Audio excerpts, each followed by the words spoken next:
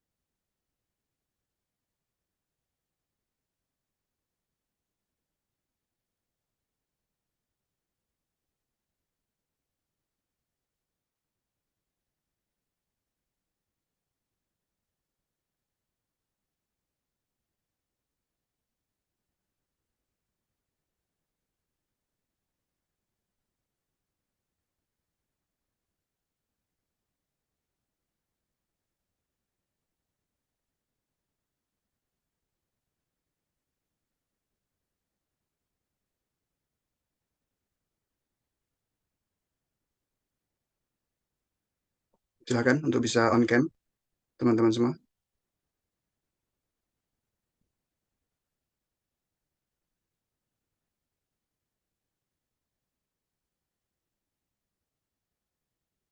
Baik, mari sama-sama kita membuka perkuliahan pada siang hari ini dengan mengucapkan doa semoga perkuliahan kita pada siang hari ini berjalan lancar tanpa ada halangan suatu apapun. Berdoa sesuai dengan kepercayaan masing-masing, dimulai.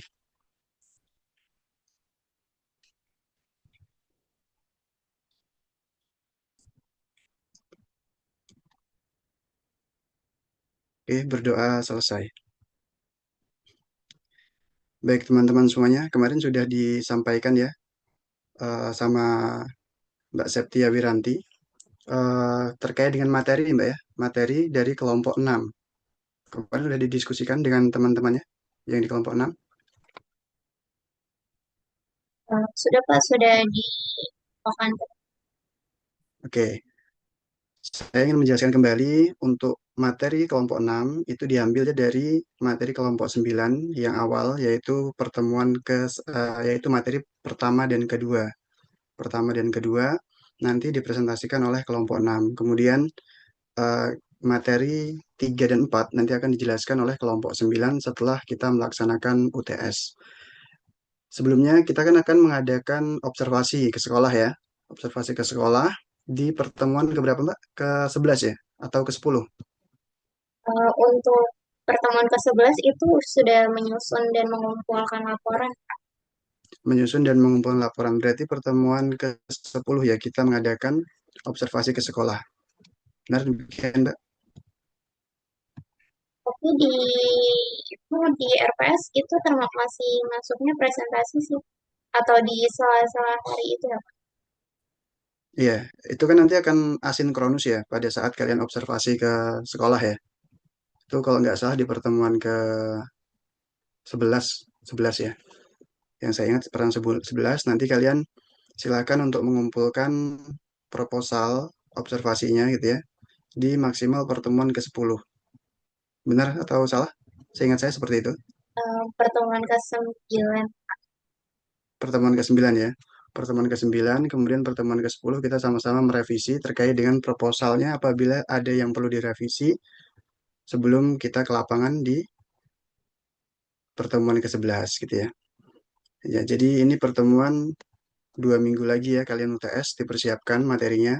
Berarti nanti kalau misalkan eh, belum ada kalian project turun ke lapangan observasi, UTS-nya udah difokuskan untuk penguatan materi. Jadi silakan dipelajari penguatan materinya seperti apa yang sudah kalian pelajari dari pertemuan 1 sampai dengan pertemuan ke-7. Itu ya. Baik, teman-teman semuanya, hari ini adalah materi dari kelompok 5 ya. Kelompok 5 yang mana pada hari ini itu membahas terkait dengan analisis biaya manfaat ya dalam pendidikan. Nah, di sini akan dibahas juga bagaimana cara kita mengambil keputusan pendidikan gitu ya, yang rasional.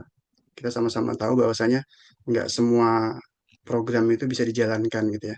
Tapi yang rasional dan bertanggung jawab, yang mana nantinya akan memberikan feedback ataupun dampak yang lebih baik dan menguntungkan, itulah yang diambil gitu, yang paling menguntungkan ya. Jadi bagi kalian yang jadi tim mendang mending gitu ya, sebelumnya ada tim mendang mending di sini. Nah itu ini kalian sangat cocok untuk mempelajari aspek biaya manfaat ini. Jadi ada prioritas utama dan prioritas yang boleh dikesampingkan gitu. Nanti kalian akan memilih terkait dengan bagaimana cara menentukannya. Nanti juga akan dibahas oleh pemateri dari kelompok 5 terkait dengan bagaimana sih menghitung keuntungan gitu ya. Dari investasi yang kita investasikan itu harus ada feedback keuntungan yang kita dapatkan. Cara menghitungnya nanti gimana akan dijelaskan oleh kelompok 5. Oke, sebelumnya kelompok 5 apa sudah hadir semua di ruangan Zoom pada hari ini?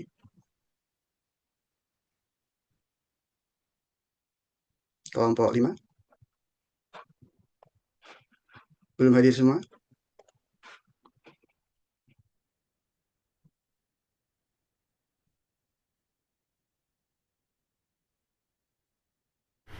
Eka Maulana belum ada pak. Tadi katanya lagi di prodi sih.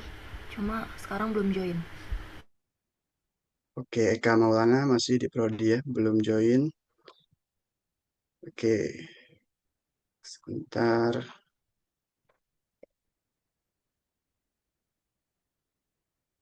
Ya, tim kalian ada Eka Maulana, Elfrieda Nasinta ya, Vida Nazifah, Gianisa, Gianisa, kemudian Kofifa Andini, dan Ridwan Maulana Ihsan. Yang belum hadir cuman Eka Maulana ya. Nanti akan mempresentasikan materi keberapa?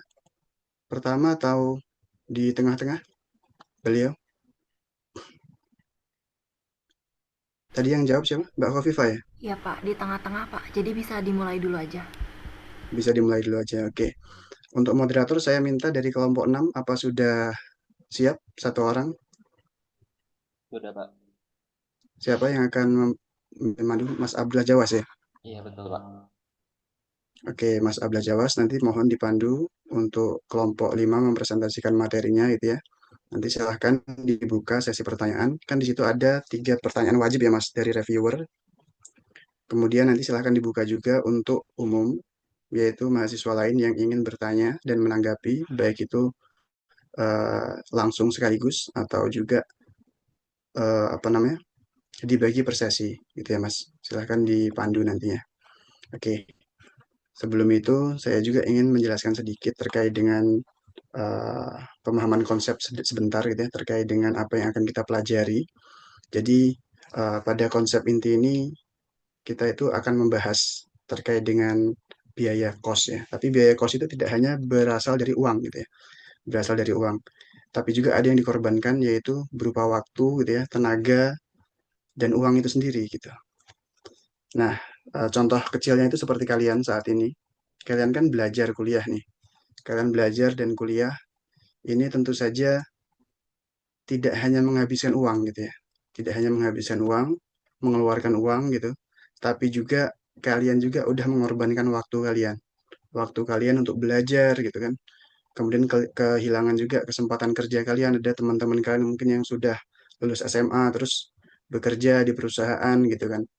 Mereka ada spare waktu untuk bekerja, untuk menghasilkan uang gitu ya. Tapi kalian di saat ini itu dituntut untuk mencari ilmu gitu ya.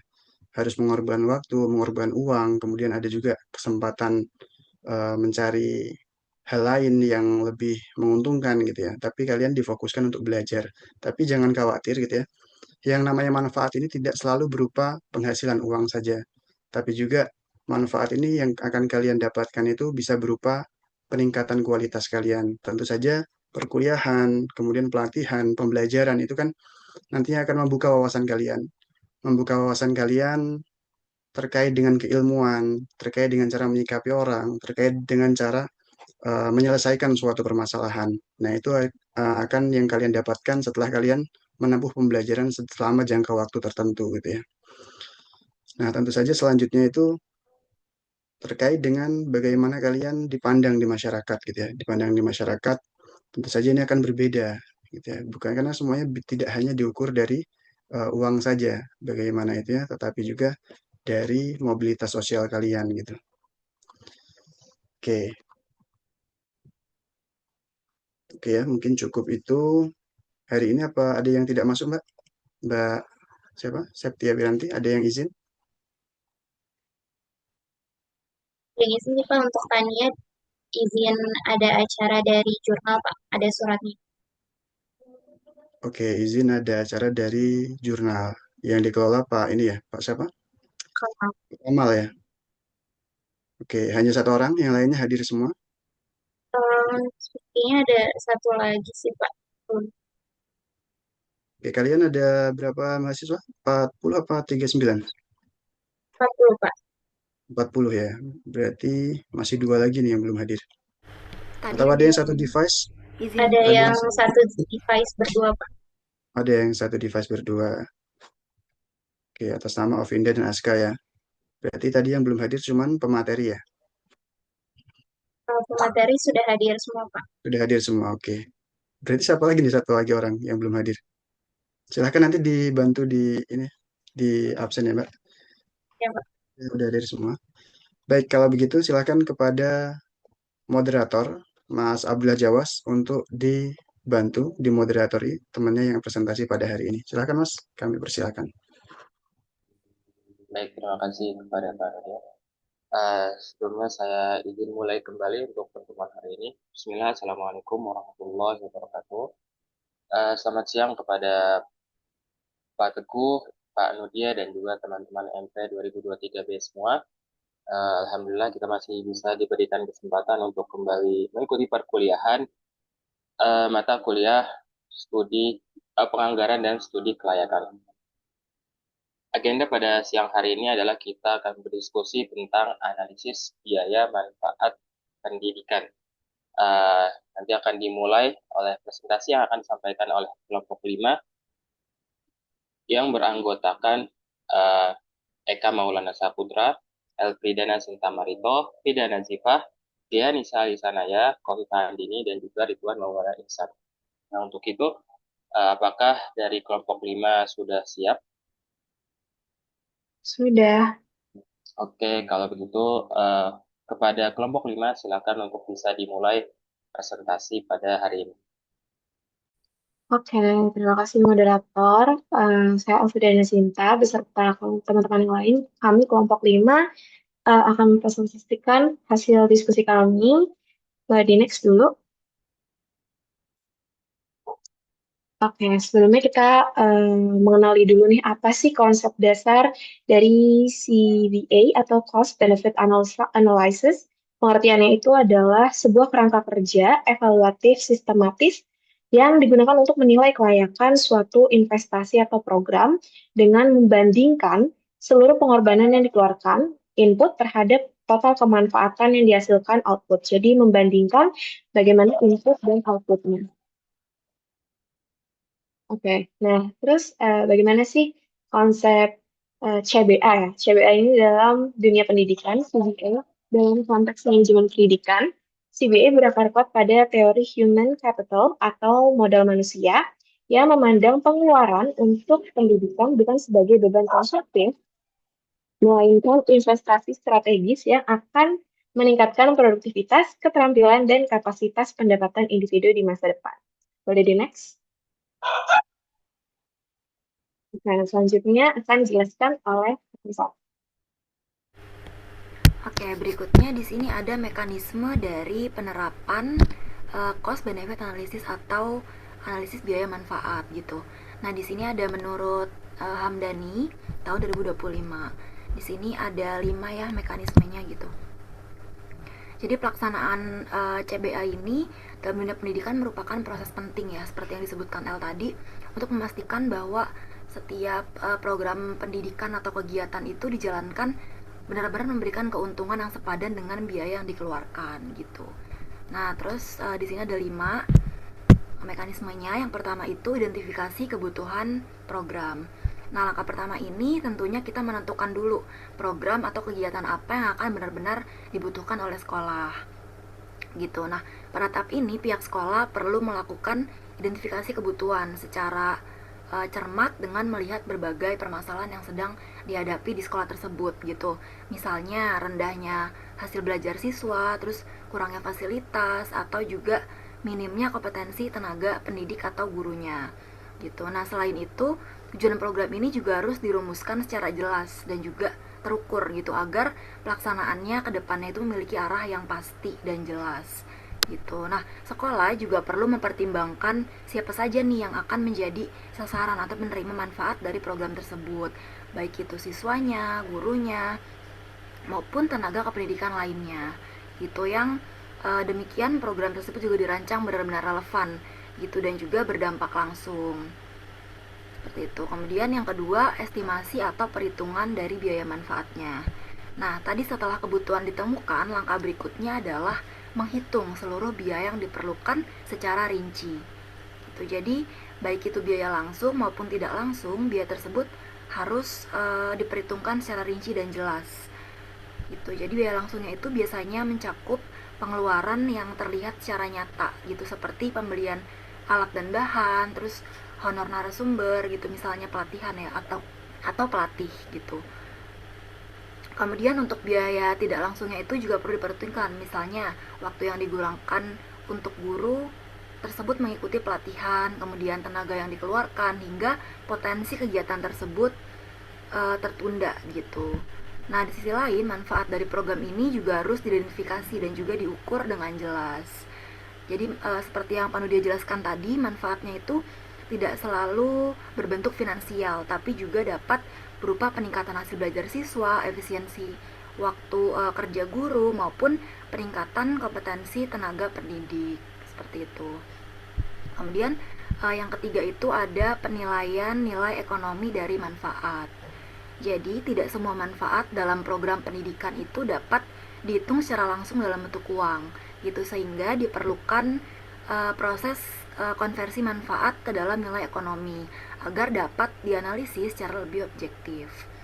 Jadi hal ini berlaku juga untuk manfaat yang bersifat non finansial seperti misalnya peningkatan prestasi siswa, motivasi belajar dan juga kepuasan guru untuk meningkatkan citra sekolah di masyarakat gitu. Kemudian yang keempat itu perbandingan total biaya dan juga dengan total manfaat. Nah, pada tahap ini biaya dan manfaat yang telah dihitung kemudian dibandingkan menggunakan pendekatan ekonomi untuk mengetahui tingkat kelayakan suatu program. Gitu. Nah, perbandingan ini dapat dilakukan secara sederhana maupun dengan menggunakan indikator tertentu seperti rasio manfaat terhadap biaya atau disebut benefit cost ratio. Nah, jika hasil analisis menunjukkan bahwa manfaat yang diperoleh lebih besar daripada biaya yang dikeluarkan, maka program tersebut dapat dinilai layak gitu untuk dilaksanakan karena memberikan nilai tambah positif bagi sekolah tersebut. Gitu. Nah, sebaliknya, jika biaya yang dikeluarkan itu jauh lebih besar dibandingkan manfaat yang dihasilkan, maka program tersebut perlu ditinjau kembali nih apakah benar-benar layak atau benar-benar urgent gitu untuk dilaksanakan. Seperti itu. Nah, yang terakhir yang kelima yaitu pengambilan keputusan berdasarkan hasil analisis. Nah, di sini adalah langkah terakhir ya, yaitu membuat keputusan final berdasarkan hasil analisis yang telah dilakukan. Nah, perbandingan antara biaya dan manfaat menjadi dasar utama dalam menentukan gitu apakah suatu program ini layak untuk dilanjutkan, perlu diperbaiki atau sebaiknya dibatalkan saja gitu. Nah, pada tahap ini pihak sekolah tidak hanya melihat hasil perhitungan semata, tapi juga mempertimbangkan aspek lain seperti urgensi kebutuhan, dampak jangka panjangnya, serta ketersediaan sumber daya yang dimiliki. Seperti itu. Berikutnya akan dilanjutkan oleh rekan saya.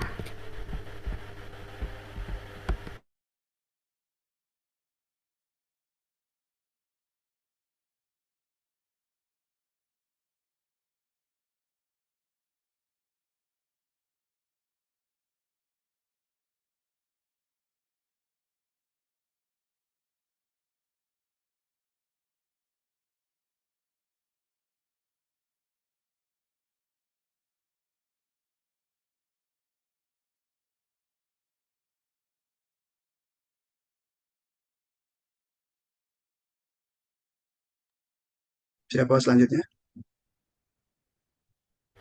Izin Pak, sepertinya lagi azan, jadi di break dulu. Izin ya Pak. Oke, silakan.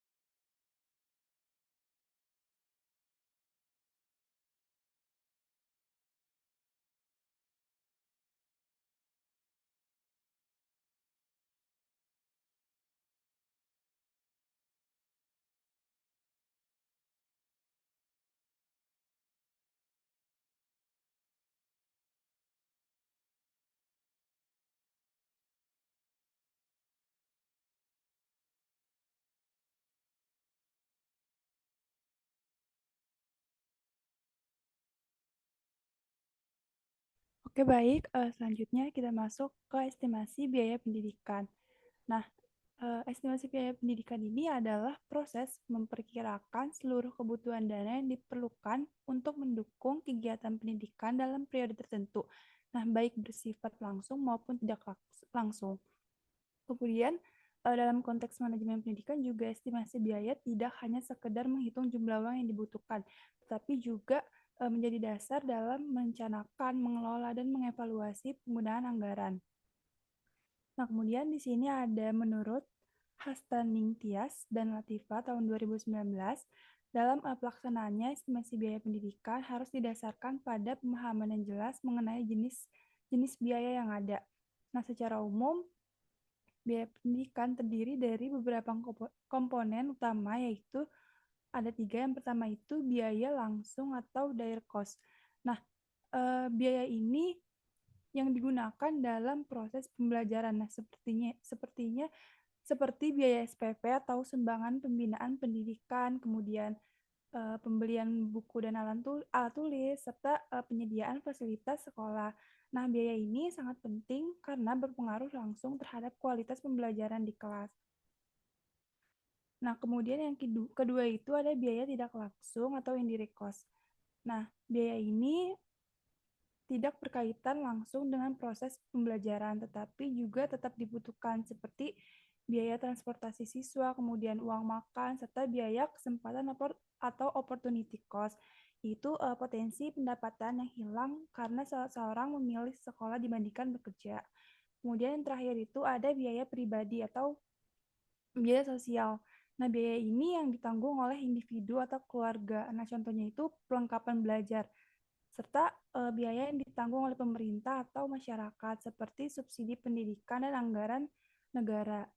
Nah, jadi pembagian ini tuh penting agar kita bisa melihat siapa yang menanggung beban biaya pendidikan secara keseluruhan.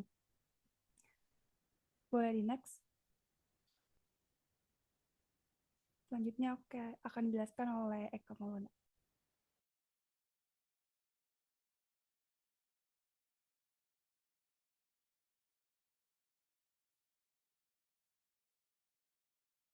Oke, selanjutnya adalah estimasi manfaat program pendidikan.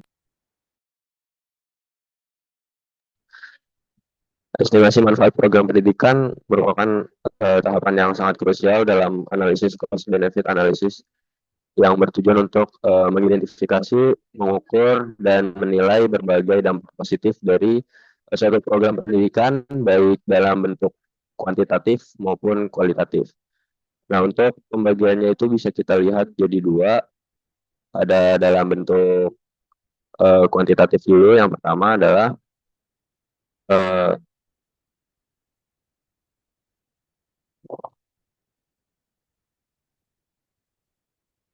dalam bentuk kuantitatif itu bisa seperti uh, peningkatan nilai ujian siswa, kemudian persentase kelulusan, peningkatan literasi dan numerasi, itu satu manfaat yang bisa kita dapat dari kuantitatif. Kemudian kalau dari kualitatifnya itu bisa seperti manfaat sosial dan manfaat jangka panjang seperti peningkatan disiplin dan tanggung jawab siswa, penguatan nilai-nilai karakter, peningkatan partisipasi masyarakat dan orang tua, terciptanya lingkungan belajar yang inklusif. Nah, hal-hal seperti itulah. Nah, kemudian di sini kita akan mencoba gitu bagaimana caranya setiap Rp1 yang dikeluarkan itu dapat menghasilkan manfaat gitu. Dan ini sebenarnya ada tiga cara. Ada yang pertama dari benefit cost ratio atau cost benefit ratio, uh, seperti itu. Kemudian ada yang net present value atau NPV atau return on investment atau ROI. Nah, untuk yang sekarang ini saya pribadi atau kami kelompok itu lebih menggunakan yang ke BCR atau CBR ya, cost benefit ratio. Boleh di next? Oke, yang pertama ini adalah contoh perhitungannya. Misalkan ada satu kasus yang paling kiri pelatihan guru digital. Nah, rincian biayanya misalkan honor trainernya sekian 30 juta, perangkat dan software 25 juta, konsumsi operasional 10 juta, pelatihan dan sertifikasi 15 juta, dan total biayanya itu 80 juta. Kemudian rincian manfaatnya itu ada efisiensi waktu mengajar bisa 40 juta, kemudian pengurangan biaya cetak 20 juta, peningkatan kualitas pembelajaran 30 juta, peningkatan reputasi sekolah, daya tarik mahasiswa baru 30 juta. Nah, total manfaat yang bisa dihitung di sini adalah 120 juta. Otomatis dari manfaat dibagi sama biayanya itu kan lebih dari satu ya, maksudnya nilainya itu lebih dari satu gitu. Nah, itu berarti kesimpulannya adalah cost benefit ratio-nya itu bisa kasus ini bisa diimplementasikan atau bisa dilaksanakan. Kemudian buat yang kedua itu cost benefit ratio-nya itu sama dengan satu. Misalkan rincian biayanya, kasusnya ini pengadaan buku perpustakaan, rincian biayanya pembelian buku 40 juta, hak dan fasilitas 5 juta, pengelolaan 5 juta, dan total itu ada 50 juta. Tapi manfaatnya juga sama gitu.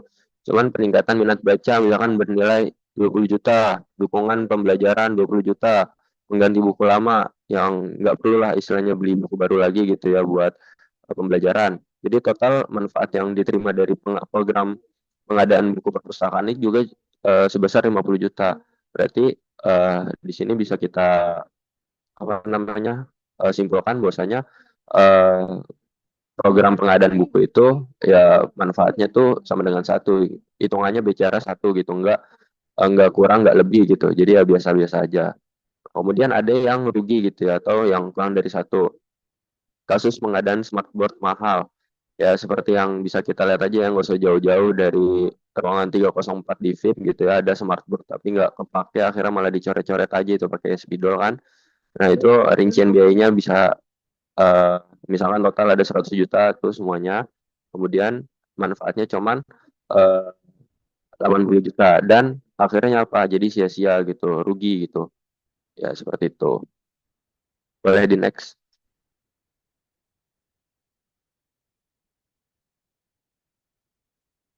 Oke, apakah suara saya terdengar? Oke, eh, sebelumnya, slide sebelumnya. Oke, yang selanjutnya ada perbandingan manfaat dan biaya dalam pengambilan keputusan. Nah, analisis perbandingan biaya dan manfaat dalam CBA ini merupakan tahapan penting dalam menentukan kelayakan suatu program pendidikan. Pada tahap ini tuh seluruh biaya yang dikeluarkan dibandingkan dengan manfaat yang diperoleh, baik yang bersifat finansial maupun non-finansial. Nah, perbandingan tersebut itu bertujuan untuk memastikan eh, bahwa program yang dijalankan itu mampu memberikan dampak yang optimal terhadap peningkatan kualitas pendidikan. Nah, dalam praktiknya itu lembaga pendidikan sering sekali menghadapi keterbatasan sumber daya baik dari segi anggaran maupun tenaga. Nah, oleh karena itu, analisis biaya dan manfaat menjadi alat yang membantu pengambil keputusan dalam menentukan prioritas eh, program yang paling efektif dan efisien. Program yang memiliki manfaat lebih besar dibandingkan biaya yang dikeluarkan dinilai layak untuk dilaksanakan. Sedangkan program dengan manfaat yang relatif kecil perlu ditinjau kembali atau disesuaikan dengan kondisi yang ada. Itu menurut Hamdani et al. Tahun 2025. Lalu selain sebagai dasar pengambilan keputusan, analisis biaya manfaat ini juga membantu meningkatkan transparansi dan akuntabilitas dalam pengelolaan anggaran pendidikan. Nah, melalui perhitungan yang ada strukturnya, penggunaan dana dapat dipertanggungjawabkan secara lebih jelas dan sesuai dengan kebutuhan program. Dengan demikian, nantinya program pendidikan tidak hanya terlaksana secara administratif saja, tetapi juga mampu memberikan dampak nyata terhadap peningkatan mutu pendidikan. Nah, dalam melakukan perbandingan biaya dan manfaat, salah satu indikator yang sering digunakan adalah cost benefit ratio. Nah, indikator ini digunakan untuk menilai kelayakan suatu program pendidikan dengan membandingkan total manfaat yang diperoleh dengan total biaya yang dikeluarkan. Jika nilai rasio lebih besar lebih dari satu, maka program dinilai layak untuk dilaksanakan karena manfaat yang diperoleh lebih besar dibandingkan biaya yang dikeluarkan. Sebaliknya, jika nilai rasio kurang dari satu, maka program tersebut akan dipertimbangkan kembali karena dinilai kurang efisien. Nah, di sini ada rumus dari CBR sendiri, total manfaat dibagi total biaya. Nah, melalui analisis tersebut, pengambil keputusan dapat menentukan nih, apakah program pendidikan perlu dilanjutkan, diperbaiki, atau dihentikan. Nah, dengan demikian nantinya, cost benefit analysis ini peran penting dalam meningkatkan efisiensi pengelolaan pendidikan, serta memastikan bahwa setiap program yang dijalankan itu memberikan dampak yang maksimal. Nah, ini data kriteria keputusan, rasio lebih dari satu, itu program layak bisa dilaksanakan. Rasionya sama dengan satu, program total. Lalu, jika kurang dari satu, itu program perlu diimbangkan. Boleh di notes? Nah, contohnya ini ada program pengadaan laboratorium komputer di Komputer Center di Jawa Barat. Nah, tujuan program ini adalah untuk meningkatkan kompetensi digital siswa. Nah, dalam pelaksanaannya, sekolah ini mengalokasikan dana sekitar 350 juta untuk pembangunan dan pengadaan laboratorium komputer.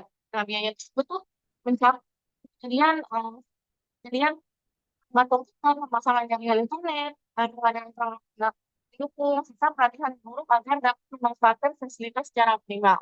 Nah, selain itu terdapat pula biaya pemeliharaan fasilitas dan serta pengembangan sistem pembelajaran berbasis teknologi. Nah, setelah program dilaksanakan, hasil analisis menunjukkan bahwa manfaat yang diperoleh lebih besar dibandingkan biaya yang dikeluarkan. Pensi digital siswa mencatat sekitar 70% yang mencakup kemampuan menggunakan perangkat lunak industri, analisis secara sederhana dulu, serta keterampilan dasar programan. Nah, selain itu, efisiensi waktu pembelajaran meningkat sekitar 25%. Karena penggunaan teknologi memungkinkan proses pembelajaran menjadi lebih interaktif dan efektif jika ada digital. Seperti tadi. Nah, dalam jangka panjang, manfaat program tersebut tidak hanya meningkatkan kualitas pembelajaran, tetapi juga memberikan dampak ekonomi yang signifikan. Siswa dengan kompetensi digital yang baik, eh, sektor industri kreatif, eh, memiliki peluang lebih serap di dunia kerja. Terus, dengan demikian, sekolah turut berperan dalam meningkatkan kualitas sumber daya manusia serta daya saing tenaga kerja di daerah-daerah. Nah, selain itu juga pengadaan laboratorium komputer ini juga memberikan dampak langsung bagi sekolah. Nah, fasilitas tersebut mendorong guru untuk mengembangkan pembelajaran berbasis teknologi, informasi, dan komunikasi secara langsung, gitu kan? Sehingga muncul inovasi pembelajaran yang lebih kreatif dan meningkatkan motivasi dalam belajar siswa. Bahkan, beberapa sekolah yang menerapkan program tersebut melaporkan pentingnya kerjasama dengan dunia industri karena fasilitas yang tersedia memberikan kesiapan sekolah dalam menghasilkan lulusan yang sesuai dengan kebutuhan peserta. Misalkan biasanya ada otomatisasi atau MPLB manajemen kantoran. Nah, di siswanya itu nantinya ada kompetensi uh, belajar komputer sehingga nanti ketika mereka siap untuk dunia kerja, mereka tidak pakai itu tapi karena kebutuhan tersebut. Nah, kalau misalkan boleh di next. Berdasarkan studi tadi, dapat dilakukan analisis sederhana terhadap perbandingan biaya dan manfaat yang diperoleh dengan total biaya investasi sebesar 350 juta dan estimasi manfaat jangka panjang sebesar 500 juta dalam tahun 5 tahun. Nah, maka perhitungan benefit rasio dapat ditentukan nah sebagai yang ada di rumus ya, sebesar 600 juta dibagi dengan 150 juta. Nah, hasilnya itu 1,7.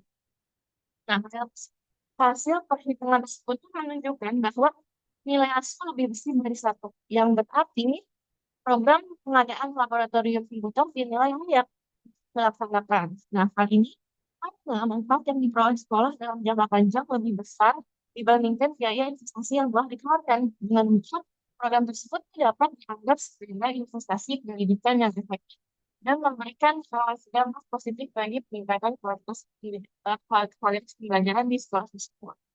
Selanjutnya, akan diteruskan oleh rekan saya. Baik, selanjutnya kita masuk ke dampak cost benefit analysis atau CBA dalam pendidikan. Jadi tadi dampaknya masuknya itu dampak positif ya. Di sini dibagi jadi 4. Yang pertama itu meningkatkan efisiensi penggunaan anggaran pendidikan.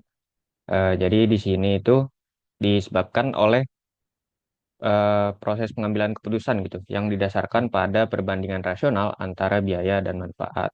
Jadi program dengan manfaat yang lebih besar akan diprioritaskan. Sedangkan program yang kurang memberikan hasil yang efektif, maka program itu akan dievaluasi kembali atau dihentikan gitu. Jadi akibatnya ini tuh pemanfaatan sumber daya menjadi lebih optimal dan pemborosan dapat dihindari. Lalu yang kedua, membantu pengambilan keputusan yang lebih rasional dan berbasis data. Jadi keputusan yang dibuat oleh pihak sekolah tidak lagi bersifat subjektif gitu, tetapi mengacu pada data hasil analisis perbandingan antara biaya dan manfaat. Nah, melalui indikator seperti tadi ya cost benefit ratio, pengambil keputusan ini tuh dapat menilai secara objektif apakah suatu program itu layak untuk dilanjutkan atau tidak. Ini menunjukkan bahwa CBA memiliki peran penting dalam mewujudkan proses pengambilan keputusan yang lebih rasional, terukur, dan berfokus pada hasil. Lalu juga Di sini dampaknya itu meningkatkan transparansi dan akuntabilitas pengelolaan dana. Jadi seluruh pengeluaran ini tuh memiliki dasar analisis yang terstruktur sehingga dapat dipertanggungjawabkan dengan baik. Nah, proses perbandingan biaya dan manfaat yang dilakukan secara terencana memungkinkan sekolah menyajikan laporan yang lebih transparan kepada para stakeholder, termasuk pemerintah dan masyarakat. Maka dari itu, tingkat kepercayaan masyarakat terhadap lembaga pendidikan juga akan meningkat. Lalu juga yang terakhir di sini dampaknya itu mendorong program pendidikan yang lebih tepat sasaran dan berdampak nyata. Jadi dari penerapan CBA tadi, yang di kasus itu pengadaan laboratorium komputer di SMK, jadi dalam kasus tersebut, program dinyatakan layak ya, karena memiliki nilai cost benefit ratio sebesar 1,7, yang menunjukkan bahwa manfaat yang diperoleh lebih besar dibandingkan biaya yang dikeluarkan. Terus juga implementasinya itu terbukti meningkatkan kompetensi digital siswa hingga 70%, serta meningkatkan efisiensi waktu pembelajaran sekitar 25%. Nah, dalam jangka panjang, program ini juga memberikan dampak ekonomi berupa peningkatan peluang kerja bagi lulusan. Jadi, dampak CBA ini tuh tidak hanya terbatas pada efisiensi penggunaan anggaran saja, tetapi juga meliputi peningkatan kualitas program pendidikan, lalu juga efektivitas proses pembelajaran, serta kontribusinya terhadap pengembangan sumber daya manusia. Ini menunjukkan bahwa hasil analisis biaya dan manfaat memiliki dampak yang luas terhadap keberhasilan program pendidikan itu. Boleh di next.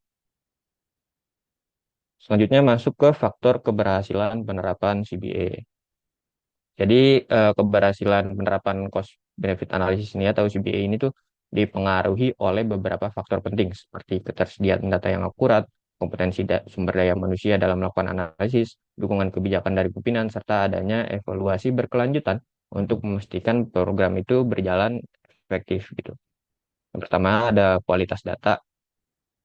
Jadi kualitas data di sini tuh maksudnya data biaya dan manfaat itu harus akurat, lengkap, dan valid. Jadi dalam studi kasus tadi ya, keberhasilan perhitungan cost benefit rasionya itu dia itu tuh sangat bergantung dari ketersediaan data yang jelas terkait biaya investasi dan estimasi manfaat jangka panjang. Terus juga tanpa data yang valid, hasil analisis beresiko menjadi menyimpang dan kurang dapat dipercaya. Lalu faktor berikutnya yang menjadi menentukan keberhasilan CBA itu yaitu kompetensi sumber daya manusianya.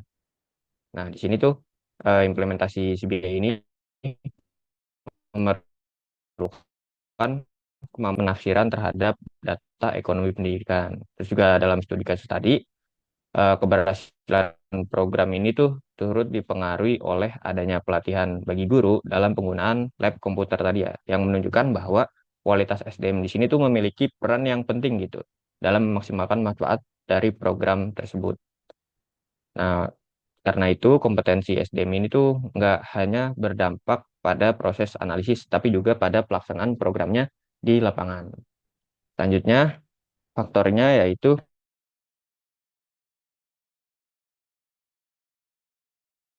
dan basis data. Karena tuh pengelolaan berbasis data ini tuh akan sangat menentukan keberlangsungan penggunaan dari CBA itu. Jadi kebijakan yang menekankan transparansi, terus juga efisiensi, serta akuntabilitas akan memperkuat penerapan analisis ini dalam setiap tahapan perencanaan dan penganggaran gitu. Tanpa adanya dukungan tersebut, maka CBA hanya akan berpotensi menjadi formalitas saja gitu, tanpa menghasilkan dampak yang nyata. Lalu faktor terakhirnya ini evaluasi berkelanjutan. Jadi dari hasil program itu harus terus dipantau gitu, agar manfaatnya itu sesuai targetnya. Jadi dalam studi kasus tadi juga evaluasi itu dilakukan dengan menilai peningkatan kompetensi pada peserta didik serta efisiensi proses pembelajaran sehingga dapat diketahui apakah manfaat yang diperoleh sejalan dengan perhitungan awalnya. Jadi evaluasi ini tuh penting sejalan dengan perhitungan awal untuk memastikan program tetap sesuai gitu dan mampu memberikan hasil yang optimal dalam jangka panjang. Jadi faktor ini keberhasilan CBA itu tidak hanya ditentukan oleh metode analisis yang digunakan, tapi juga oleh faktor pendukung seperti tadi kualitas data, kompetensi sumber daya manusianya, terus juga kebijakannya dan kepemimpinannya, lalu juga yang terakhir itu harus dievaluasi. Boleh di next. Selanjutnya akan dijelaskan oleh rekan saya. Oke, selanjutnya ada solusi dan rekomendasi. Berdasarkan analisis terhadap berbagai tantangan dalam pengelolaan pembiayaan pendidikan, maka bisa dirumuskan beberapa solusi dan rekomendasi strategi sebagai berikut. Yang pertama itu ada implementasi data-driven decision making melalui digitalisasi. Solusinya adalah dengan membangun ekosistem enterprise resources planning atau ERP yang khusus mengintegrasikan data keuangan dengan data performa akademik siswa. Jadi, eh, melalui digitalisasi ini nantinya akan menyatukan gitu ya antara hasil belajar siswa dengan keuangan yang digunakan. Apakah hal itu berimpact dalam peningkatan hasil belajar siswa atau malah sebaliknya? Yang kedua ada redesign penganggaran berbasis kinerja atau performance based budgeting (PBB). Alokasi dana harus diprioritaskan pada program-program yang memiliki nilai PCR tinggi seperti program sertifikasi keahlian yang memiliki korelasi langsung dengan keterserapan kerja lulusan. Jadi ini akan lebih mementingkan kepada peningkatan kemampuan gitu. Selanjutnya ada penguatan akuntabilitas dan transparansi publik. Dengan mempublikasikan laporan tahunan yang mencakup analisis dampak sosial dan ekonomi dari program-program unggulan sekolah kepada orang tua dan masyarakat luas. Selanjutnya ada peningkatan kapasitas literasi ekonomi pengelola pendidikan. Banyak kegagalan efisiensi terjadi karena kepala sekolah atau manajer pendidikan itu latar belakangnya murni pedagogik tanpa pemahaman manajemen keuangan yang strategis. Nah, solusinya ini adalah dengan memberikan program pelatihan intensif mengenai manajemen biaya dan studi kelayakan bagi para pemangku kepentingan. Tujuannya adalah supaya mereka mampu melihat anggaran bukan sebagai jatah yang harus dihabiskan, melainkan sebagai modal yang harus dioptimalkan untuk kualitas pendidikan. Yang kelima ada optimalisasi kemitraan strategis atau model triple helix, yaitu untuk menekan biaya dan meningkatkan manfaat, menekan biaya tapi meningkatkan manfaat lembaga pendidikan yang dengan tidak mengisolasi diri. Rekomendasinya adalah dengan membangun kolaborasi aktif dengan dunia industri atau DUDI, yang nantinya industri dapat membantu mengurangi biaya pengadaan sarana melalui program magang atau bantuan alat. Sementara sekolah menjamin manfaat berupa lulusan yang siap pakai. Nah, sinergi ini nantinya akan meningkatkan nilai manfaat moneter bagi lulusan dan mengurangi mismatch di pasar kerja yang seringkali menjadi biaya yang terbuang dalam sistem pendidikan. Boleh di next. Oke, selanjutnya kan dibacakan oleh rekan saya. Oke, di sini ada kesimpulan terakhir. Jadi analisis biaya manfaat atau cost benefit analysis merupakan pendekatan penting gitu dalam pengelolaan pendidikan yang memandang pendidikan sebagai investasi jangka panjang. Nah, melalui CBA atau cost benefit analysis ini, biaya langsung, tidak langsung, dan peluang serta manfaat yaitu moneter dan non-moneter dianalisis secara sistematis untuk menilai kelayakan program menggunakan indikator seperti NPF atau Net Present Value, BCR atau Benefit Cost Ratio, dan IRR Internal Rate of Return. Nah, penerapan ini membantu pengambilan keputusan yang lebih rasional, meningkatkan efisiensi anggaran, transparan, dan kualitas program pendidikan.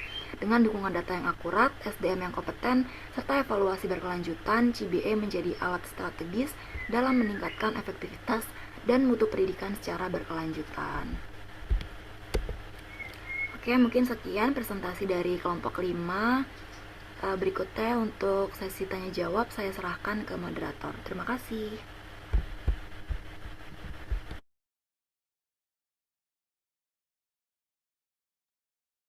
Oke, baik. Terima kasih kepada kelompok 5 yang sudah melakukan presentasi terkait analisis biaya manfaat pendidikan. Oke, untuk sesi selanjutnya kita beralih ke pertanyaan wajib yang akan disampaikan oleh kelompok reviewer.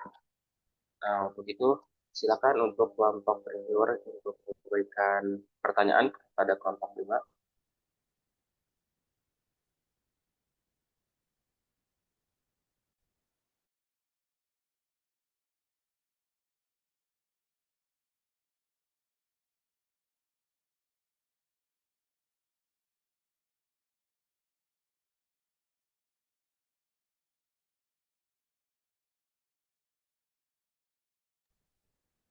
Silakan, apakah sudah ada pertanyaan dari kelompok reviewer?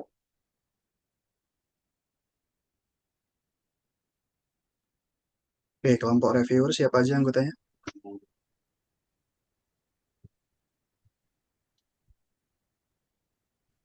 Mbak Septia Wiranti, bisa dikonfirmasikan? Iya, Kak. Em, maaf sebelumnya, Pak. Tadi apa? Untuk kelompok reviewer siapa aja anggotanya? Ada Muhammad Satrio Tomo, Sherin Elsimanjunta, kalau ada dia Ayu, Syafas, nama Andika Maulid. Oke, keempat orangnya ada di sini nggak? Ada, Pak. Ada.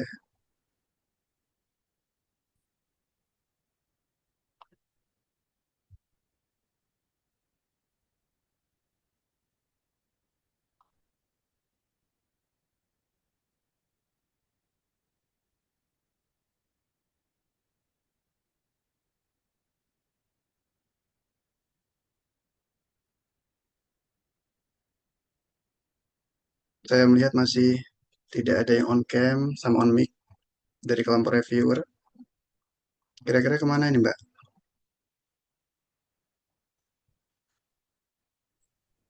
Belum ada Belum konfirmasi ada juga. yang izin sih, Pak. Bapak, izin saya mau bertanya, Pak, Oke, Mas Satrio. ke kelompok. Untuk kelompok, saya ingin menanya mengingat manfaat pendidikan kan seringkali baru terasa dalam jangka panjang ya, antara 10 sampai 10 tahun setelah dari itunya. Nah, seberapa akurat sih metode diskonto dalam memprediksi nilai manfaat di masa depan dan bagaimana cara memitigasi resiko ketidakpastiannya eh, di ekonomi masa depan gitu. Mungkin itu pertanyaan dari saya. Kasih.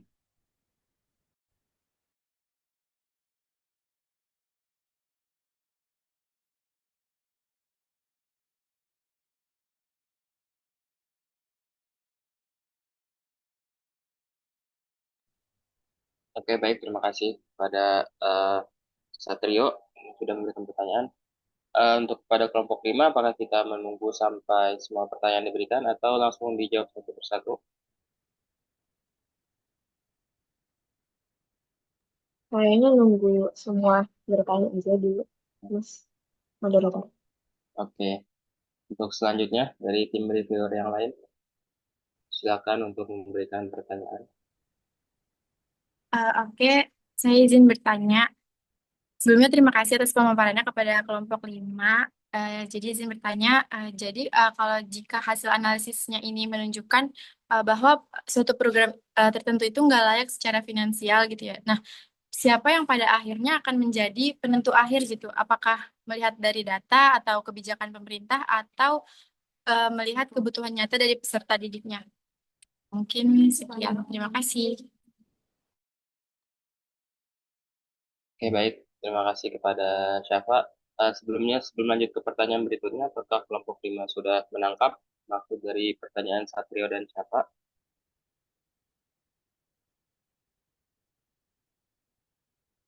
Gimana kelompok 5? Apakah sudah paham?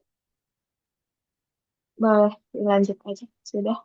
Ya, maksudnya sudah paham kan berarti kan? Aman, aman. Oke, berarti lanjut ke pertanyaan berikutnya. Silakan dari tim reviewer. Saya izin bertanya yang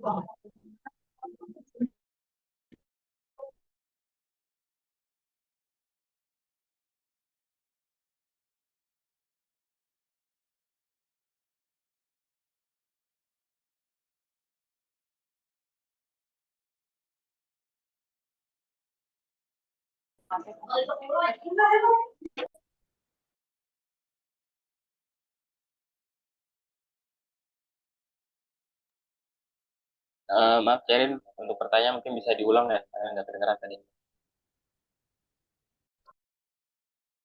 Oke, izin mengulang ya kelompok. Dalam analisis biaya manfaat, di sini tidak semua hasil pendidikan itu bisa diukur dengan angka. Misalnya seperti peningkatan karakter, sikap, atau motivasi belajar siswa. Dari sini menurut kelompok itu bagaimana cara memasukkan atau mempertimbangkan manfaat yang sifatnya kualitatif seperti ini agar tetap adil dalam proses analisis. Apakah sudah jelas kelompok dalam Gimana kelompok 5? Udah, mungkin boleh minta waktu untuk menjawab dulu kali ya. Oke, silakan. Baik, untuk kelompok 5 ya, nanti kalau misalkan kalian menjawab pertanyaan dari penanya gitu ya, apabila masih terkait dengan konsep yang kalian bahas pada materi ini, tunjukkan itu membahas materi yang mana gitu ya. PowerPoint-nya tadi yang mana yang membahas, disampaikan supaya penanya lebih jelas gitu ya. Bukan hanya penjelasan semata, tapi juga bisa memberikan gambaran visualisasinya, itu teori apa yang diangkat gitu ya, dalam menyelesaikan kasus tersebut. Gitu ya. Silakan nanti Mas Abdullah Jawas dipandu ya untuk itu. Baik, Pak.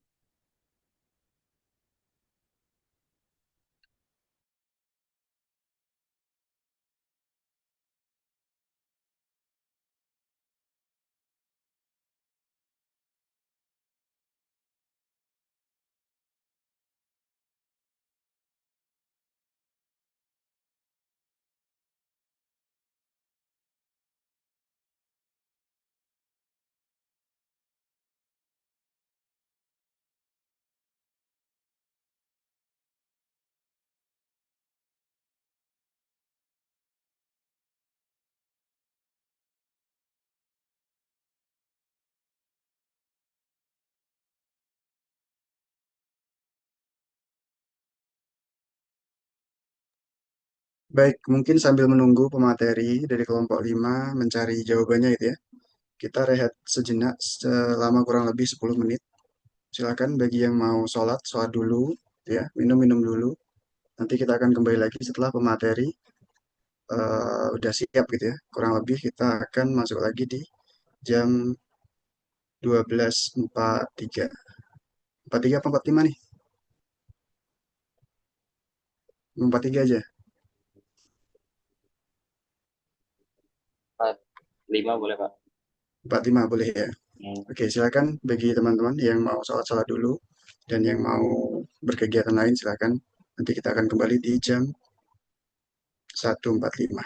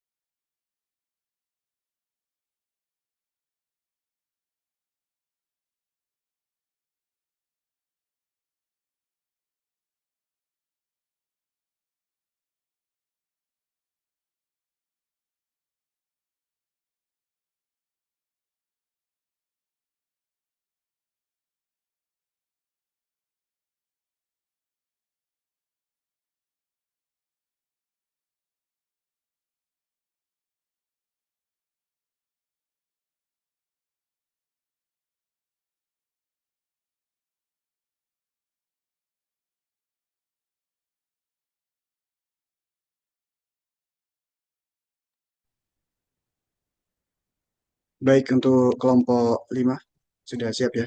Silakan Mas Abdullah Jawas dipandu lagi Mas. Oke, baik teman-teman semua, kita kembali melanjutkan program kita setelah ada istirahat sebentar. Nah, untuk itu selanjutnya kita beri kesempatan kepada kelompok 5 untuk menjawab pertanyaan dari tim reviewer. Silakan kepada kelompok 5. Jangan lupa tadi seperti pesan Pak Nudia, apabila pertanyaannya berkaitan dengan konsep, silakan untuk menampilkan materinya di PPT. Oke, terima kasih moderator. Saya Kofifa, izin menjawab pertanyaan dari Sherin. Tadi pertanyaannya itu intinya ya, dalam analisis biaya manfaat, tidak semua hasil pendidikan itu bisa diukur dengan angka. Seperti yang saya jelaskan saat presentasi tadi, yaitu misalnya seperti peningkatan karakter, sikap, atau motivasi belajar siswa. Nah, menurut kelompok, bagaimana cara memasukkan atau mempertimbangkan manfaat yang sifatnya kualitatif seperti ini agar tetap adil dalam proses analisis? Oke, saya izin menjawab pertanyaannya berdasarkan hasil diskusi kelompok.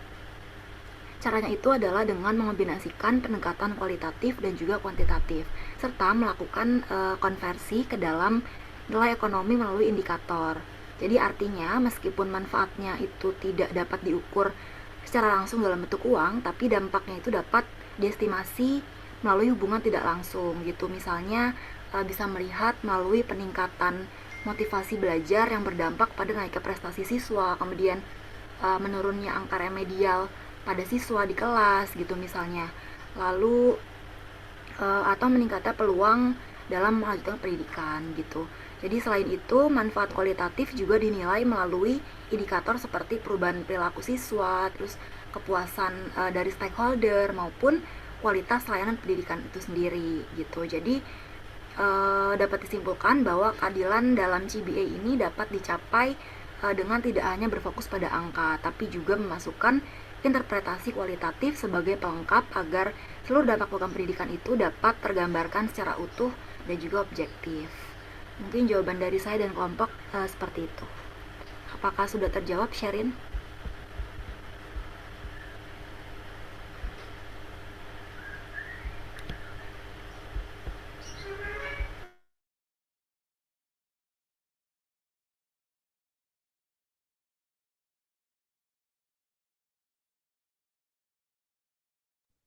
Bagaimana kepada Sherin, apakah sudah terjawab pertanyaannya?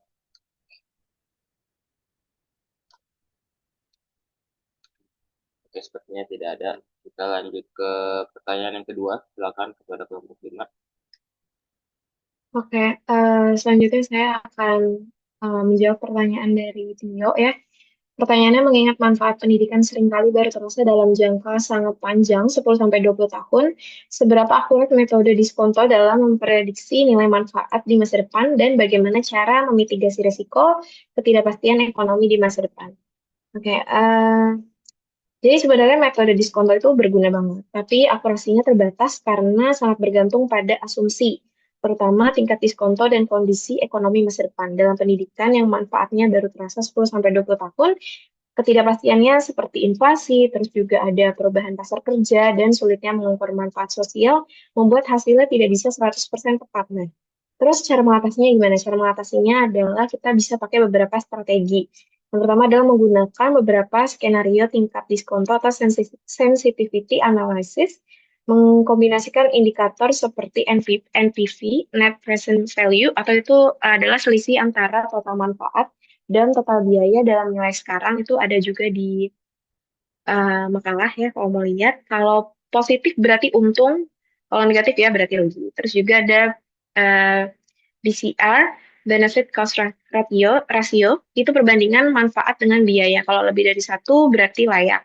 Terus juga ada IRR, Internal Rate of Return, itu tingkat pengembalian investasi. Kalau lebih tinggi dari bunga atau standar acuan, berarti bagus. Kalau kurang lengkap juga boleh di searching juga. Nah, terus jadi pada intinya diskonto itu bukan alat prediksi pasti ya, tapi alat bantu pengambilan keputusan yang lebih rasional. Begitu. Apakah menjawab, Tio?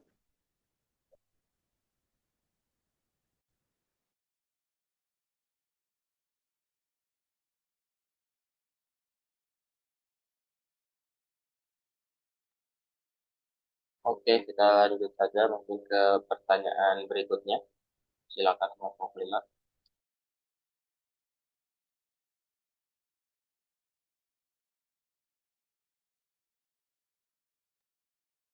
Oke, kalau selanjutnya izin menjawab pertanyaan dari situ.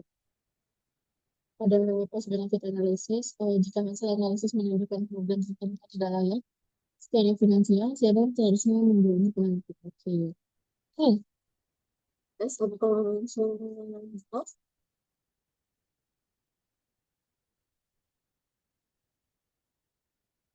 Nah, dalam cost benefit analysis, itu hasil analisis yang menunjukkan program tidak layak secara finansial, maka keputusan tidak hanya ditentukan data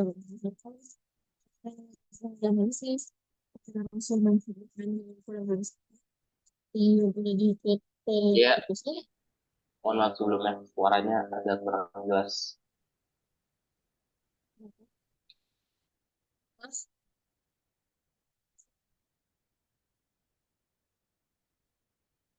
jawab ini.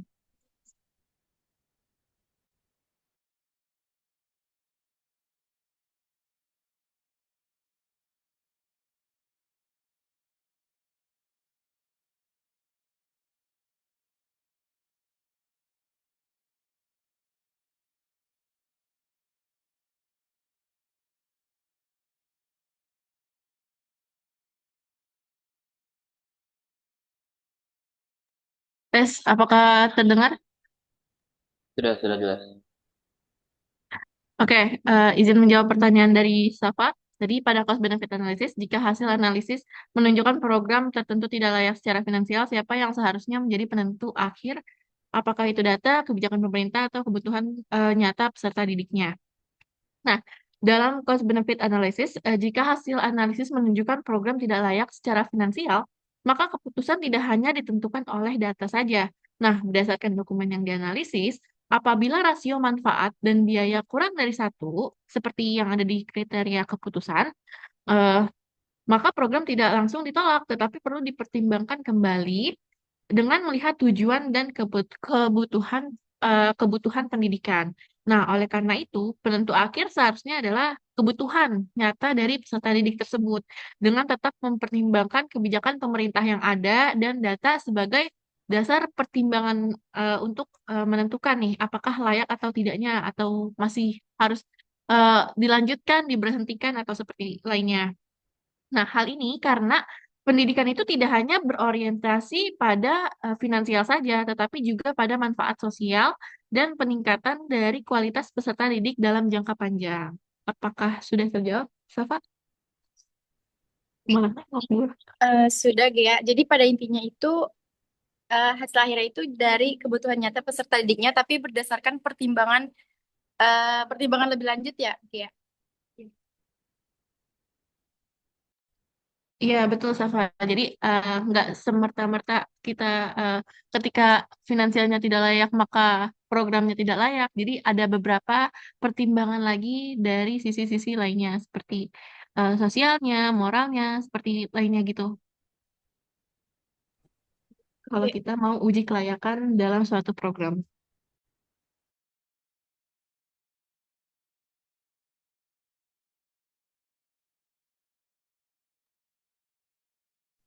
Oke, baik. Terima kasih Oke, kepada baik. Terima kasih, Gea.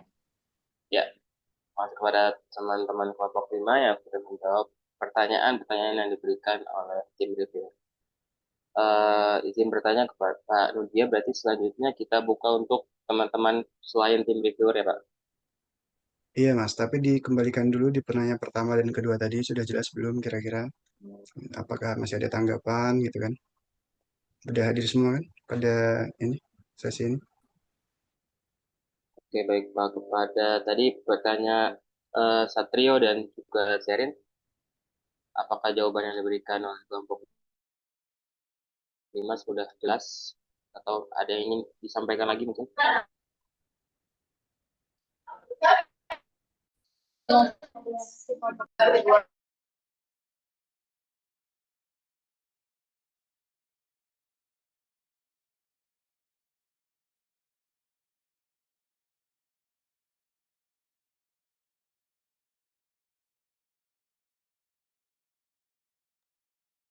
Oke, masih belum ada ya orangnya, Mas.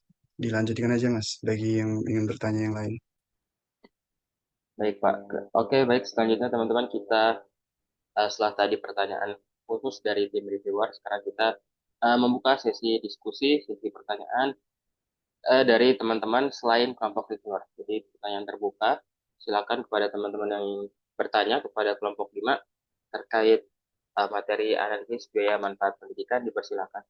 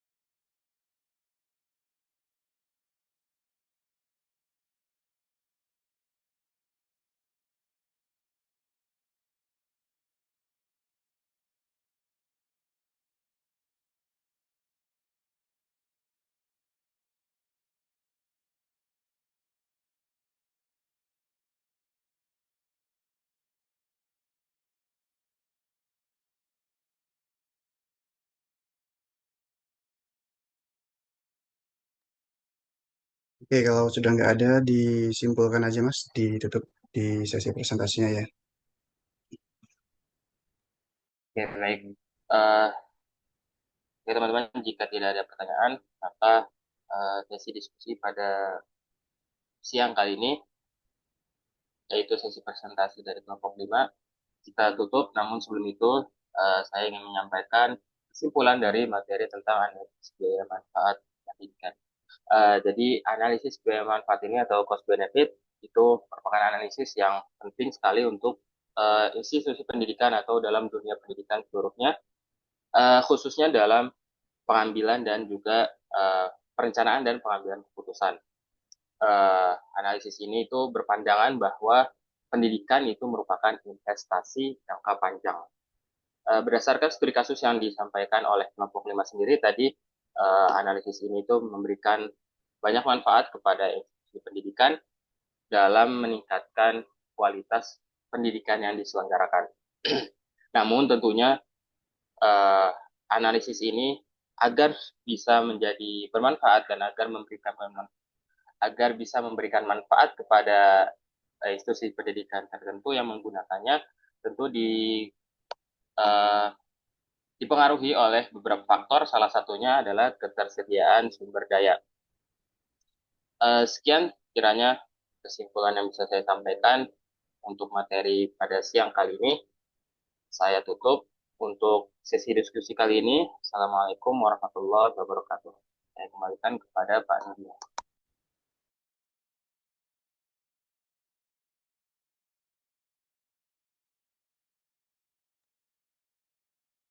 Baik, terima kasih, Mas Abdullah. Jawab ya. Baik, demikian untuk sesi presentasi. Selamat siang, Pak Teguh. Sudah hadir, Pak, di ruang kuliah pada hari ini. Selamat siang, Mas Nudia. Selamat siang, teman-teman semuanya. Sehat ya semuanya ya. Siang, Pak. Alhamdulillah. Sehat, Pak. Iya, saya dengar tadi monitor topik dari kelompok 5 ini tentang analisis biaya manfaat ya dalam aspek pendidikan. Jadi saya ingin sedikit saja mengelaborasi di dalam rangka untuk lebih memberikan pemahaman kepada teman-teman semuanya. Jadi memang kita ini kan bergerak di dalam koridor atau di sektor pendidikan, di mana sektor ini adalah sektor yang sangat strategis. Kita bukan tentang suatu pabrik ya dengan kegiatannya, di situ ada biaya, tapi juga ada manfaat pabrik ya atau sektor-sektor industri atau apapun gitu. Tapi khusus untuk yang sektor pendidikan ini karena sangat strategisnya, justru topik pada hari ini itu sangat, katakanlah bisa kita katakan cukup penting karena menjadi satu instrumen atau alat, ya. Ini alat, ya, ini bukan tujuan. Jadi kalau sebagai alat itu memang dipakai di dalam rangka untuk memberikan bantuan kepada si pengguna alat, which is itu bisa pemegang keputusan, karena kan si pengguna alat tadi misalkan lembaga sekolah, ada kepala sekolahnya, lembaga universitas seperti UNJ, ada rektor, wakil rektor 2 yang berkepentingan dalam bidang keuangan tentu saja. Di dalam semua kegiatan-kegiatan, dan kebetulan kuliah kita ini kan namanya anggaran dan apa? Kuliah kita apa, teman-teman? Penganggaran dan studi kelayakan, Pak. Dan Studi kelayakan. studi kelayakan. Nah, siapa tadi yang jawab? Siapa yang jawab tadi barusan? Saya Pak nggak begitu. Abdullah Siapa? Jawas. Oh, Mas Jawas, ya. Ya. Betul ya, Mas Jawas. Jadi ini studi tentang studi kelayakan juga. Jadi tidak sekedar bagaimana menganggarkan, merencanakan anggaran, tetapi kemudian di dalam rangka untuk menuju ke anggaran yang disepakati, semua kegiatan-kegiatan yang berbiaya itu dihitung. Tadi sudah diberikan contoh oleh presenter kelompok 5 beberapa case, beberapa kasus, ya, bagaimana misalkan pengembangan lab komputer misalnya untuk bagaimana meningkatkan literasi digital, mungkin yang lain dan sebagainya di situ. Jadi berbagai contoh-contoh tadi itu adalah kegiatan-kegiatan yang didaftarkan, didiskusikan, kemudian dihitung, dan kemudian ya dirundingkan di dalam lembaga tadi, di dalam rangka untuk kita daftarkan sebagai satu kegiatan resmi menjadi yang namanya RKAS, rencana kegiatan anggaran sekolah, ya. Nah, itu kan terdiri dari berbagai kegiatan yang semuanya berbiaya. Nah, untuk ngitung biaya atau kegiatan satu itu biayanya sekian, manfaatnya sekian. Nah, di sini kita relevan dengan apa yang kita diskusikan sekarang ini tentang cost and benefit. Cost itu biaya, benefit itu manfaat, analysis itu analisa. Analisa biaya dan manfaat. Nggak usah rumit-rumit, teman-teman membayangkan itu apa sih cost and benefit analysis, analisa biaya dan manfaat. Secara common sense, secara akal sehat, namanya biaya dan manfaat. Kalau di dalam agama itu kadang-kadang yang mengatakan banyak manfaat dan mudorotnya. Nah, ini kalau banyak manfaatnya dibandingkan dengan biayanya, berarti cost and benefit rasionya bisa kita hitung di situ. Makin lebih besar manfaatnya dibandingkan biaya, kegiatan tersebut itu adalah apa? Kalau lebih banyak manfaatnya. Nur Khalimah bisa bantu saya. Kalau lebih banyak manfaatnya, artinya kegiatan tersebut bagaimana? Nur Khalimah, coba dibantu saya dijawab. Nur Khalimah, Iya, Pak. ya. Kalau lebih banyak manfaatnya dibandingkan biaya, berarti kegiatan tersebut atau investasi tersebut itu bagaimana? Dikaitkan dengan topik Keuntungan, kuliah. Pak. Hmm? Mendapatkan keuntungan. Bagaimana? Maaf. Mendapatkan keuntungan ya, Pak. Iya, manfaat. Lebih besar manfaatnya daripada biayanya, berarti kegiatan tersebut layak atau tidak layak? Layak. Layak, Pak. Iya, jelas ya. Kan kita belajar tentang studi kelayakan. Setiap kegiatan setiap kegiatan itu berbiaya dan kemudian kita bisa hitung itu sebagai investasi. Jadi teman-teman sekarang ini bayar UKT, biaya UKT per semester sekian ya. Kalau dilihat hanya dari sisi biayanya saja itu memberatkan. Tapi kalau kita melihat dari sisi investasi, kenapa ini kita harus pandang sebagai investasi? Karena ini strategis. Kita tidak cuma membeli es kopi saja seperti yang sekarang saya minum ini kan, tetapi adalah kita keputusan investasi kalian untuk orang tua membiayai UKT investasi sekian 2 semester atau 6 semester lulus nanti kemudian manfaatnya adalah bisa bekerja kemudian mendatangkan income dan seterusnya dan sebagainya di situ. Jelas ya? Jadi kita kenapa belajar tentang studi kelayakan? Karena kita harus melakukan studi dari setiap kegiatan. Dari setiap kegiatan kita ini kita studi dan kemudian diukur manfaatnya itu lebih besar atau lebih kecil dari biayanya. Jelas sampai di sini, teman-teman? Jelas?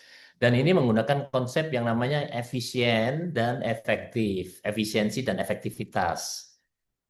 Ketika tujuan tertentu, dia biayanya itu lebih rendah, serendah-rendahnya, dan itu tercapai tujuannya, ini berarti dia itu efisien banget di situ.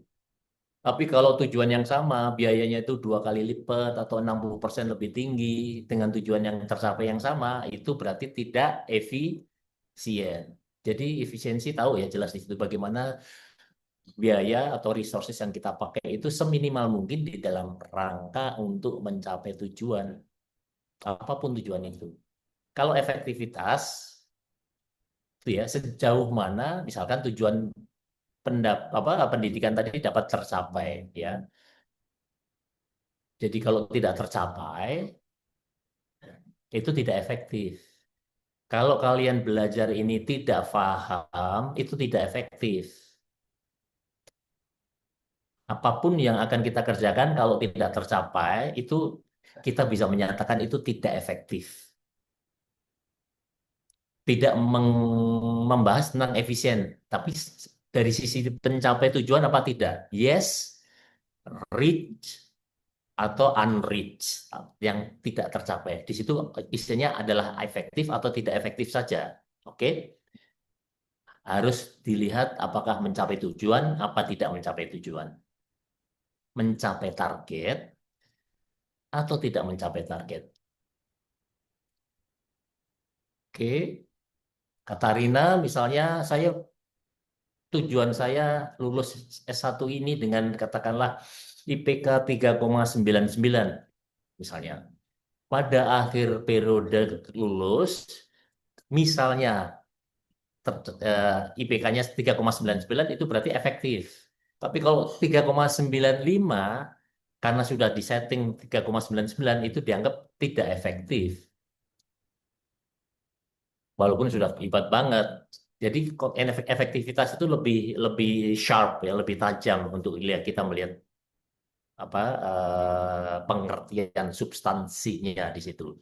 Nah, di dalam kita kembali lagi bahwa ini sebagai alat saja, alat untuk mengukur, alat untuk menghitung, alat untuk menganalisa tentang apa? Tentang kelayakan semua kegiatan pendidikan yang ada. Apakah itu lingkupnya kecil, bangun komputer, membangun lab komputer, atau membangun lab school. Seperti UNJ ini kan akan membangun lab school di Cikarang. Di situ dibutuhkan biaya sekitar investasi ya, bukan biaya, investasi sekitar 100 miliar. Itu harus dihitung 100 miliar tadi nanti jumlah kelasnya berapa, mahasiswanya, siswanya berapa, nanti SPP-nya berapa, bla bla, bayar gaji guru berapa dan sebagainya di situ. Setelah dihitung, ternyata manfaatnya lebih besar daripada biaya, artinya layak. Tapi itu baru satu alat, namanya cost and benefit analysis. Saya belum begitu tadi mendengarkan keseluruhan, tetapi selain itu ada beberapa apa istilahnya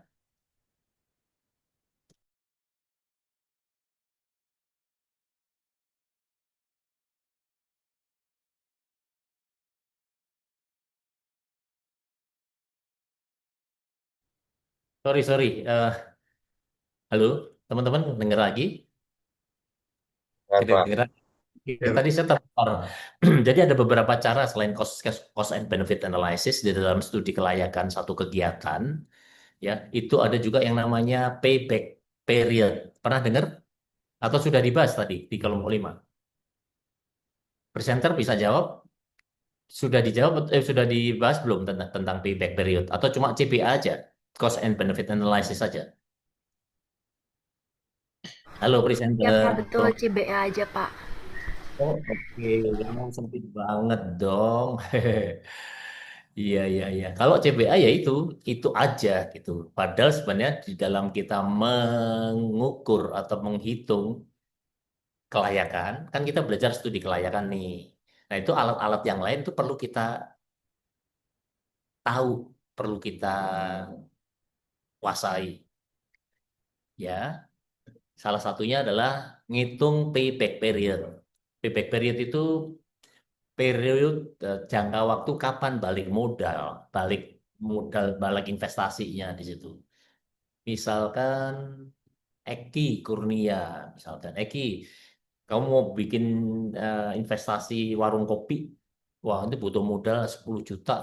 Nah itu balik modalnya berapa lama? Apakah 1 bulan, 3 bulan, 10 bulan, 2 tahun, baru balik dan sebagainya di situ. Itu namanya payback period.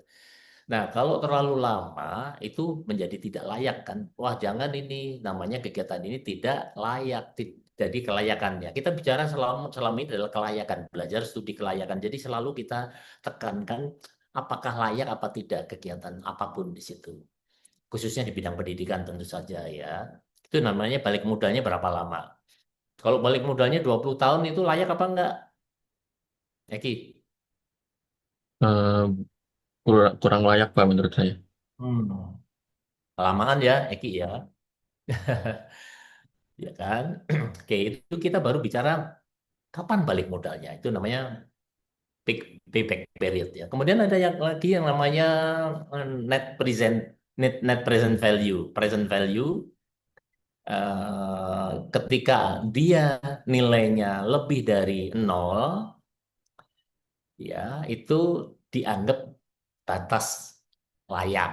Jadi kalau net present value-nya sama dengan 1 juta rupiah, itu kita anggap dianggap sudah layak. Tapi layak yang hebat apa layak yang sekedar ecek-ecek atau minimalis itu tergantung dari konteksnya di situ. Tergantung dari investasi atau kegiatan yang kita jalankan. Tapi net present value tadi adalah batasannya adalah sama dengan lebih dari 0. Kalau positif lebih dari 0 itu batas mulai layak. Makin gede net present value-nya itu makin layak.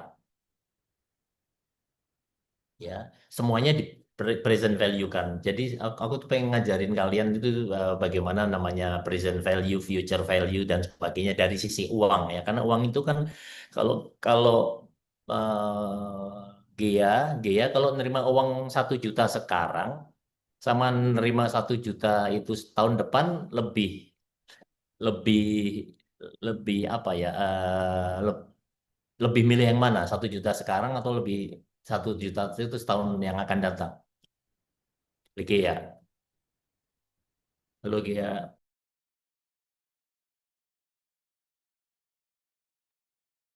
Halo Pak.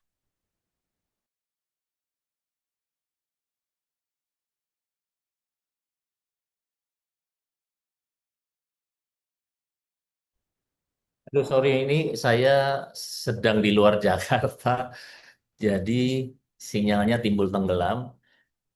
Gia coba lebih lebih milih yang terima duit sekarang atau 10 setahun lagi 1 juta sama-sama 1 juta. Eh, Sekarang Pak. Nah, kenapa? Kalau sekarang dia mendapat uang 1 juta, kenapa dia milih yang sekarang daripada 1 tahun lagi? Karena dengan 1 juta itu ditaruh, dipegang, diterima. Kemudian dia taruh di tabungan, itu akhir tahun akan berbunga nggak? Iya Pak. Misalkan jadi 1.050.000 gitu ya.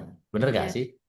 Nah, artinya Itulah permainan dengan yang namanya net present value tadi, semuanya tuh di present kan, di sekarang kan.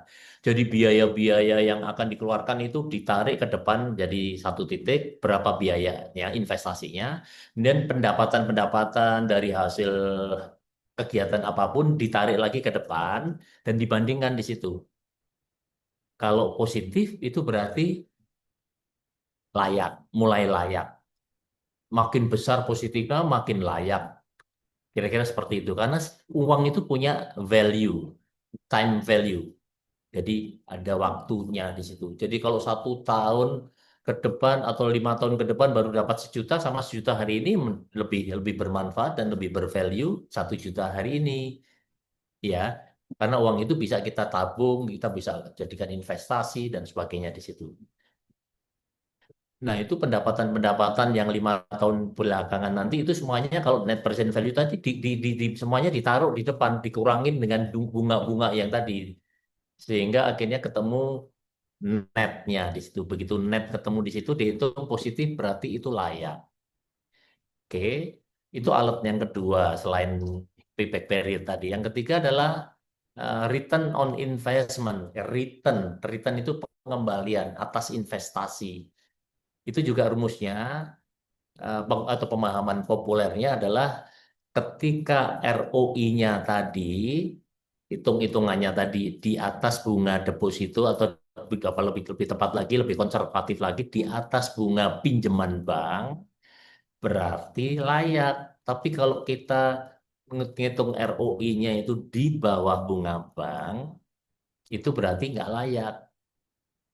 Karena kalau kita memiliki kegiatan investasi ROI-nya di bawah bunga bank, mendingan uang itu kita nggak usah pakai untuk investasi, taruh aja di bank untuk kita mendapatkan bunga, bener nggak?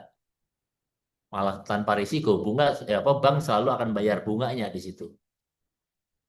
Jadi itu adalah salah satu alat yang lain yang dipakai di dalam rangka untuk mengukur kelayakan kegiatan yang ada. Oke, jadi itu adalah beberapa hal dan kemudian saya ada beberapa poin tentang yang namanya eh, analisa manfaat benefit dan cost yang ada di sini ya. Jadi gini, kalau kita kan konteksnya kan kita ini di pendidikan ya dan ada investasi sumber daya manusia ya dan sebagainya. Jadi di situ kita melihatnya ini bukan hanya sekedar biaya kita membayar UKT untuk ini untuk itu segala macam, tapi yang kalian keluarkan tadi itu lebih tepat dalam konteks investasi yang strategis karena itu akan insya Allah mengangkat harkat derajat kalian, kehidupan kalian nantinya. Ada yang jadi menteri, ada yang jadi dirjen, ada yang jadi kepala sekolah dan seterusnya dengan melakukan investasi di bidang pendidikan, investasi diri, belajar di UNJ, belajar di UI, kuliah di UI, mengeluarkan UKT itu investasi ya, bukan biaya karena itu strategis di situ. Dan itu semuanya bisa dihitung dengan tadi cost and benefit analysis, dengan payback period dan seterusnya dan sebagainya di situ. Nah, kemudian yang kedua sebagai sekolah kan kita belajar di manajemen pendidikan kan. Jadi ini sekolah, kepala sekolah itu dia selalu berhadapan dengan keterbatasan anggaran. Jadi kita harus melakukan analisa semua kegiatan ya untuk kemudian kita bandingkan mana yang paling layak, mana yang paling strategis, mana yang paling prioritas karena uangnya itu terbatas ya.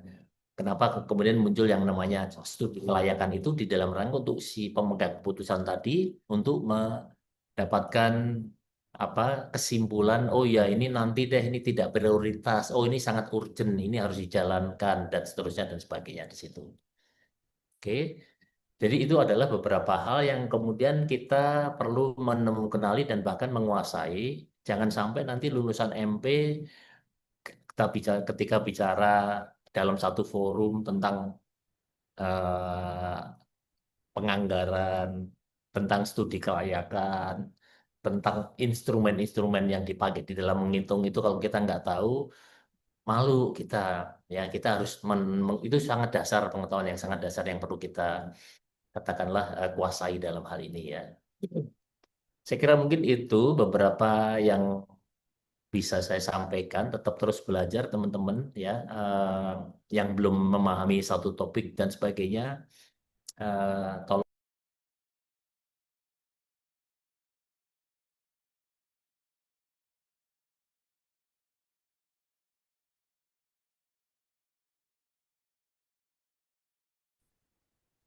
Sorry, ya ya, ini eh kayaknya seluler saya nih harusnya ada WiFi, tapi saya pakai tethering. Oke, nggak apa-apa. Jadi itu teman-teman merupakan pokok inti dari pembahasan pada hari ini. Paling tidak kita sudah belajar ya, diskusi dan sebagainya. Terima kasih sekali Mas Nudia yang mengisi di awal, karena kebetulan saya sedang di kampus UI nih. Jadi ada beberapa yang perlu saya kerjakan di sini, dan teman-teman juga saya terima kasih kepada presenter kelompok 5 yang sudah berpartisipasi dan juga tim reviewer yang ada. Sebelum saya tutup, mungkin ada yang ingin sharing atau bertanya dan sebagainya menyangkut topik kuliah sekarang ini. Kalau tentang tugas dan sebagainya nanti bisa tanya ke Mas Nudia ya, Mas Nudia ya. Tolong dibantu ya Mas Nudia. Oke, ada pertanyaan sebelum saya tutup? Cukup? Ini mohon maaf, ini kualitas ini seluler saya di sini kurang begitu bagus. Jadi saya cukupkan dulu ya teman-teman semuanya. Terima kasih atas partisipasinya. Mau ini dokumentasikan dulu, silakan PJ atau teman-teman, silakan sebelum kita tutup. Iya, boleh Pak. Silakan Mbak Satya dibantu ya. Mungkin teman-teman yang belum on cam bisa on cam dulu ya. Oke, untuk slide yang pertama, 1, 2. Oke, untuk slide yang kedua, 1, 2. Sudah. Oke, terima kasih semuanya. Selamat berdinamika pada hari ini. Tetap jaga kesehatan dan tetap optimis. Skripsi tepat waktu, dan salam buat keluarga. Billahi taufiq wal hidayah. Wassalamualaikum warahmatullahi wabarakatuh. Sampai minggu depan. Makasih Mas Nudia dan teman-teman semuanya. Waalaikumsalam warahmatullahi wabarakatuh. Waalaikumsalam Terima kasih warahmatullahi Pak Teguh. wabarakatuh. Terima kasih Terima kasih teman-teman Pak semuanya. Teguh. Terima kasih Pak Teguh, Pak Nudia. Pak Nudia, Hati-hati Pak Teguh pulangnya. Pak, sebelumnya izin bertanya terkait tugas. Ya, gimana Mbak Satya? Terkait laporan, itu kan jadinya pertemuan ke-11 observasinya ya Pak. Iya. Nah, Pertemuan untuk ke-11 deadline observasinya. pengumpulannya itu kira-kira kapan ya Pak? Kemarin saya belum menjelaskan ya terkait dengan pengumpulan di ini di draft apa penugasan itu ya. Kapan-kapannya? Draft penugasan itu pertemuan 11 penyusunan dan pengumpulan sih. Dan untuk observasinya belum ada Pak. Oke, kalau tidak salah ya di pertemuan ke-14 ya untuk pengumpulan itu. Kalau nggak salah ya, seingat saya. Cuma nanti saya akan cross check kembali. Tapi di pertemuan 12, 13, 14 itu masih ada presentasi kan dari kalian sampai pertemuan ke-15? Iya, masih ada Pak. Jadi mengulang kembali dari kelompok 1 sampai kelompok 6. Kelompok 1 sampai kelompok 6 ya. Dan Ya, mengubah apa? Presenter jadi ini ya, jadi tim reviewer ya. Iya, betul Pak. Untuk kelompok 5 menjadi tim reviewer, kelompok 7 menjadi tim present. Baik, mungkin nanti kurang lebihnya di pertemuan ke-14 ya untuk mengumpulkan hasil laporannya. Jadi kalian ada waktu kurang lebih 2 minggu. Dari pertemuan 11 kalian asinkronus untuk mengambil data di lapangan, observasi gitu ya. Kemudian materi di pertemuan 12, 13 itu, kemudian pertemuan ke-14 pengumpulan untuk tugas laporannya gitu. Terima kasih Pak. Oke, terima kasih kembali. Udah cukup ya, Mbak Septia? Iya, sudah cukup Pak. Oke, saya izin